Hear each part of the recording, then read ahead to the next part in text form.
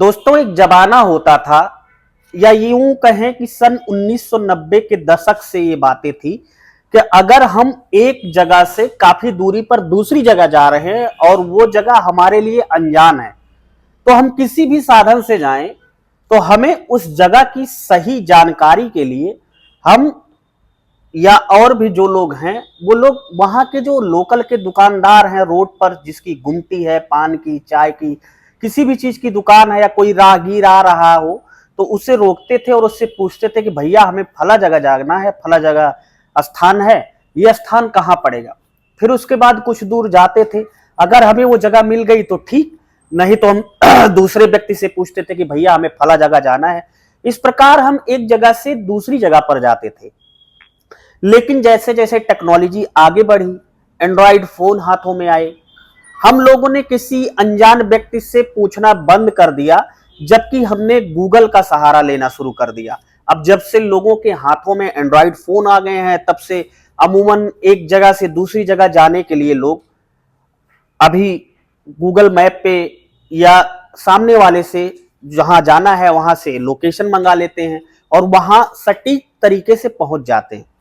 और गूगल ने या गूगल मैप ने कुछ इस कदर हमारे जीवन पर प्रभाव जमा लिया है कि हम सुबह से शाम तक कम से कम हजारों बार गूगल का उपयोग करते हैं, चाहे वो खाना मंगाने के लिए हो, टेक्नोलॉजी जैसे जैसे आगे बढ़ी, चाहे वो खाना मंगाने के लिए हो, कोई सामान ऑनलाइन ऑर्डर करना हो, कपड़े मंगाने हो, जूते मंगाने हो, यहां तक कि दैनिक उपयोग की कोई भी वस्तु मंगानी हो तो हम गूगल के ऊपर डिपेंड हैं। गूगल के ऊपर कई सारे ऐप हैं जैसे कि फ्लिपकार्ट हो गया, अमेजोन हो गया, और इस चीज से अब गांव के क्षेत्र भी वो छूटे नहीं है। गांव में भी अब ये प्रचलन धीरे धीरे ट्रेंड में आ रहा है, लोग अधिकतर ऑनलाइन सामान की खरीदारी करते हैं। लेकिन आप सोच कर देखिए कि क्या यही गूगल किसी की मौत की वजह बन सकता है, वो भी तीन तीन लोगों की मौत की वजह। अगर आपको ये अचरज भरा सच थोड़ा सा हजम नहीं हो रहा है तो आगे की जो मैं आपको सच्ची कहानी सुनाने जा रहा हूं, इससे हो सकता है इस कहानी को आपने सुना हो, लेकिन ये कहानी वाकई में एक बार गूगल के ऊपर और गूगल मैप के ऊपर सोचने पर आपको मजबूर कर देगी कि किस तरीके से हम अपनी आंखें बंद करके एक मशीन पर, वो भी एक मशीन है, एक टेक्नोलॉजी है। कई बार ऐसा होता है, आपने देखा होगा अगर गूगल मैप का आप उपयोग करते हो कि गूगल मैप जब आप कोई लोकेशन उस पर ढूंढते हैं तो कई बार घुमाकर रास्ता ले जाता है। तो क्या हमें ऐसे में आने वाले समय में इस टेक्नोलॉजी का उपयोग करना चाहिए? इतना ज्यादा विश्वसनीयता इस टेक्नोलॉजी पर दिखानी चाहिए या नहीं? आज की जो कहानी है उस पूरी कहानी में सिर्फ गूगल मैप की वजह से तीन लोगों को अपनी जान से हाथ धोना पड़ा। कहानी आपको बहुत ही जागरूक करने वाली है, कहानी आपको सोचने पर भी मजबूर कर देगी। इस कहानी में आगे बढ़ने से पहले आपसे मेरा बस वही छोटा सा विनम्र अनुरोध है दोस्तों का अगर अभी तक आपने चैनल को सब्सक्राइब नहीं किया है तो चैनल को सब्सक्राइब कर देना और बेल आइकन की बटन को प्रेस कर देना, ताकि जब भी मैं ऐसी कहानियां आपको सचेत करने के लिए, आपको सतर्क करने के लिए अपने इस चैनल पर अपलोड करूं तो उसका नोटिफिकेशन सबसे पहले आपको मिल जाए। दोस्तों इस कहानी को शुरू करने से पहले आप उन लोगों का नाम जिन लोगों का प्यारा सा कमेंट हमें पिछली कहानी पर प्राप्त हुआ था, और उम्मीद करता हूं आपका प्यारा सा कमेंट, आपकी प्यारी सी राय, आपकी प्यारी सी सुझाव हमें इस कहानी पर जरूर मिलेगा और मैं अगली कहानी में आपका नाम जरूर लूंगा। फिलहाल उन लोगों के नाम जिनका प्यारा सा कमेंट पिछली कहानी पर आया था। पहला नाम है बरमदेव उपाध्याय जो कि उत्तर प्रदेश जौनपुर से हैं, श्रवण कुमार हैं हरदोई से, महेश ब्रजवासी हैं, राजदीप सिंह हैं, मुकेश कुमार हैं, शिवम त्यागी हैं, दीपक लोहार हैं, अजीत सिंह है, विश्वजीत कुमार हैं। दोस्तों आप कमेंट तो कर देते हैं अपना नाम, लेकिन आप ये नहीं बताते हैं कि आप ये पूरी कहानी किस जिले से, किस राज्य से, किस प्रदेश से, किस मोहल्ले से सुनते हैं।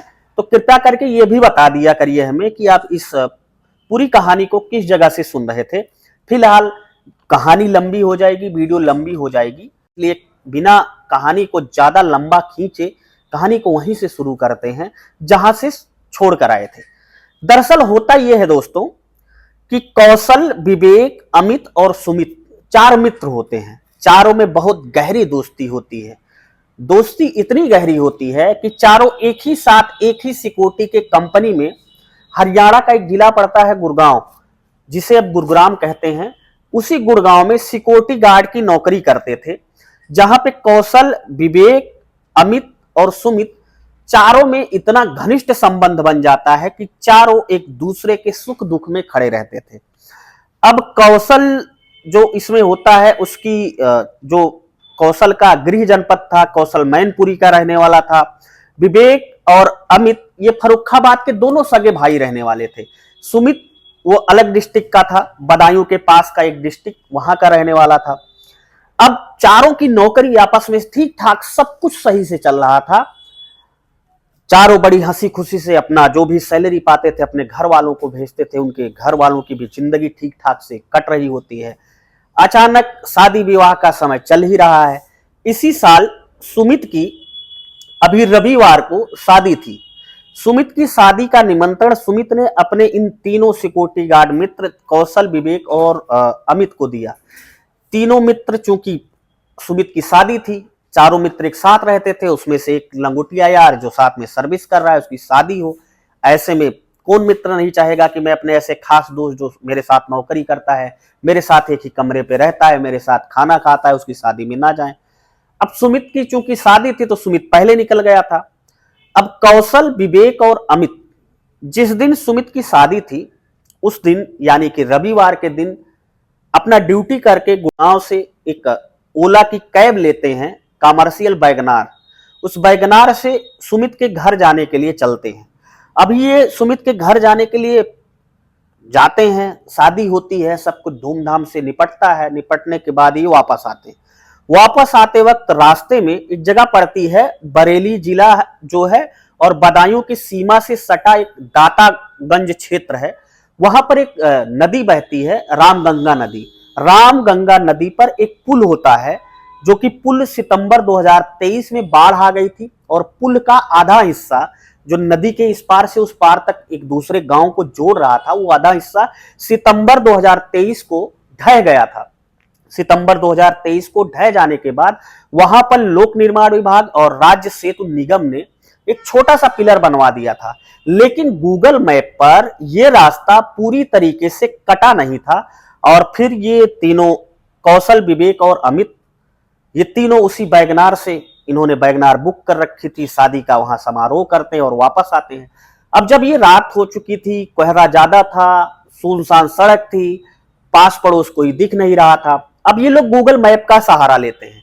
ये लोग अपनी मोबाइल पे गाजियाबाद की लोकेशन लगाते हैं। गाजियाबाद की लोकेशन लगाने के बाद यह कार एक रास्ते पर, अनजान रास्ते पर, अंधेरे में कोहरे के बीचों बीच दौड़ लगाती आगे बढ़ती चली जाती है। और फिर आता है ये बरेली जिले और बदायूं जिले से सटा दातागंज का रामगंगा का पुल, जो कि आधी तरीके से पूरा आधा क्षतिग्रस्त था। उसके आगे एक डिवाइडर था, लेकिन वो 2023 के बाद जितनी भी बारिश कहिए या वहां पर कुछ शरारती तत्व कहिए, लोगों ने उसे धीरे धीरे तोड़ दिया था। वो पिलर छोटा सा 2-2.5 फीट का, उसको लोगों ने तोड़ दिया था। लेकिन मजे की बात यह थी कि गूगल मैप पे रास्ता क्लोज नहीं दिखा रहा था, बिल्कुल सही दिखा रहा था। और इसी रास्ते पर जब ये वैगनार कार दौड़ती हुई आगे की तरफ जाती है, इन लोगों को आभास नहीं होता है कि आगे पुल जो है वो टूटा हुआ है, आगे रास्ता पूरी तरीके से क्लोज है। चूंकि वैगनार गाड़ी स्पीड में थी, रात का अंधेरा था, अब ये वैगनार आधे पुल को क्रॉस करते हुए सीधा नीचे कई फीट नीचे जाकर गिरती है। अब जब कई फीट नीचे जाकर गिरती है, चूंकि आवाज तो आई होगी, लेकिन उस नदी के आसपास कुछ दूर पर कोई गांव नहीं था, इसलिए लोगों को कोई भी बताने वाला नहीं था कि यहां पे ऐसी घटना हो गई। रात जैसे तैसे गुजरती है। अगले दिन कुछ लोग जो गांव के उस जहां पे पुल था वहां से कुछ दूर पे नदी का जो पानी था, उस पानी में खून जा रहा था। कई लोग शौच के लिए निकलते हैं। अच्छा, गांव में अभी भी ऐसा होता है कि कई लोग जो नदी के किनारे वाले विशेषतर क्षेत्र हैं, तो लोग शौच के लिए नदी के पास ही जाते हैं, और नदी में कम पानी था इसलिए वो खून का धब्बा पूरे नदी में तैरता हुआ दिखता है। अब ये कौतूहल का विषय बन जाता है ग्रामीणों के लिए। अब ग्रामीण लोग वहां पहुंचते हैं कि ये खून आ कहां से रहा है। अचानक धीरे धीरे जैसे ही सुबह होती है, ये बात पूरी तरीके से पूरे मोहल्ले में, पूरे इलाके में गूंज जाती है। लोगों का तांता लग जाता है। लोगों का तांता लगने के बाद फिर कौशल और विवेक और अमित, तीनों को लोग नीचे आते हैं पुल के नीचे, कुछ लोग नदी के नीचे पुल के रास्ते आते हैं नीचे वहां पर, और आने के बाद तीनों को उठाते हैं तो देखते हैं वहां पर कौशल और विवेक दोनों की मृत्यु हो चुकी थी। अमित बुरी तरीके से घायल था, जिसके सर से काफी खून आ रहा था।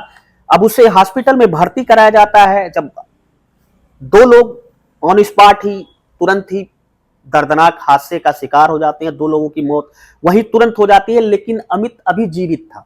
हॉस्पिटल में वो कुछ बोलने की हिम्मत नहीं कर पा रहा था।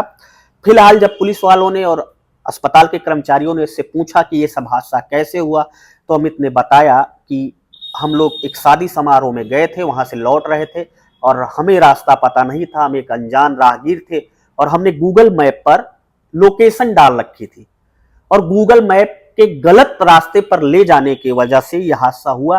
फिलहाल ये पुलिस को और जिला अस्पताल को स्टेटमेंट देने के बाद अमित भी कुछ देर बाद दम तोड़ देता है, यानी कि इस गलत रास्ते को गूगल मैप पर सर्च कर चलने की वजह से 3 लोगों की मौत हो जाती है। खैर, जिसको जाना था वो गया, लेकिन सबसे बड़ा सवाल ये कि सन 2023 में सितंबर में जब बाढ़ आती है और ये पुल गिर जाता है, तो लोक निर्माण विभाग ने यहाँ पर काम क्यों नहीं किया, यहाँ पर बोर्ड क्यों नहीं लगवाए कि आगे रास्ता प्रतिबंधित है, आगे रास्ता बंद है। दूसरा सवाल ये कि गूगल मैप जो होता है नेविगेशन, वहां के जो गूगल मैप के अधिकारी रहे होंगे उनको रास्ता क्लोजर क्यों नहीं दिखाया गया। वहां पर गूगल का हर महीने हर जगह पर सर्वे होता है, कहाँ क्या बन रहा है, उसी के हिसाब से गूगल अपनी सारी कार्य योजनाएं, सारे रास्ते, सारी चीजों को अपडेट करता है। ऐसा क्यों नहीं किया गया। सवाल बहुत सारे हैं, जिसको जाना था वो गया। फिलहाल आपको क्या लगता है कि आज टेक्नोलॉजी के इस जमाने में जिस तरीके से हम बेतहाशा टेक्नोलॉजी को यूज कर रहे हैं वो हमारे हित में है, और इस पूरे प्रकरण में आपको क्या लगता है कि सही तरीके से किसकी गलती है, गूगल मैप की या वहां पर लोक निर्माण विभाग की या वहां पर राज्य सेतु निगम की, या वहां के जो लोकल लोग थे जिन्होंने पुल के आगे जो छोटी सी बैरो कटिंग कर दी गई थी सितंबर 2023 में पुल को आधा गिरने के बाद, जिन लोगों ने उस पुल को तोड़ा उनके ऊपर भी कुछ कार्रवाई होनी चाहिए।